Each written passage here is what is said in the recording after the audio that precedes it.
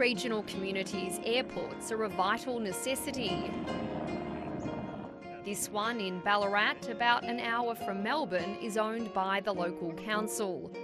Its hangars house businesses like this father and son operation that support emergency services. Yeah, this is an air tractor we use for bushfire, so firebombing. We're expecting it to be a busy year this year. We're using crop protection and pilot Andrew's training. favourite aircraft is this 504. It's used to spray crops. A lot of fertiliser, herbicides and pesticides. And what would you do if this airport closed? We'd have to go elsewhere, Amelia. Field Air pays to be here, but the local mayor says the facility still runs at a loss of around $200,000 a year, which is covered by ratepayers. Many people in Ballarat would know that the airport exists, but not that they necessarily are having to make a subsidy towards the cost. Most people think that local government is about roads, rates and rubbish. There are around 200 council-owned airports in regional Australia.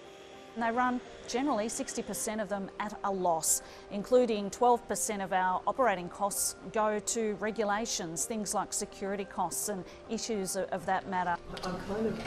As the federal government looks more broadly at aviation, Kylie King is in Canberra to lobby for more cash. Can I welcome you all to Parliament House?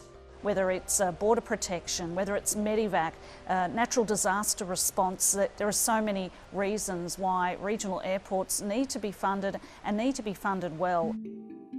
Aviation expert Rico Mercat agrees with calls for extra funding. It is justifiable to improve the funding from 100 to 500 million. But he argues that ratepayers and their councils should still chip in. It's similar to say, the local pool or the local library. These are essential services. A lot of people rely on them. They are essential for the community. Quite often, without the airport, the community wouldn't exist.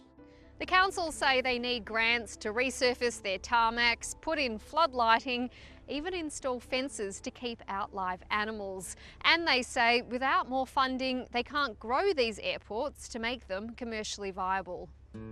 There are concerns that profitable airports are receiving too much cash while those in need go without. The federal government says it appreciates the vital role these airports play and it's consulting broadly on the sector's needs. So it's vital for patient transfers? Absolutely. Back in Ballarat, the council has already been given $5 million from the Commonwealth to extend its runway.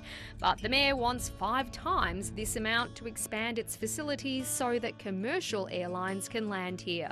Why can't Ballarat be a destination where people can take off from Ballarat and fly to Sydney for business? It's about tourism. Job opportunities and business expansion.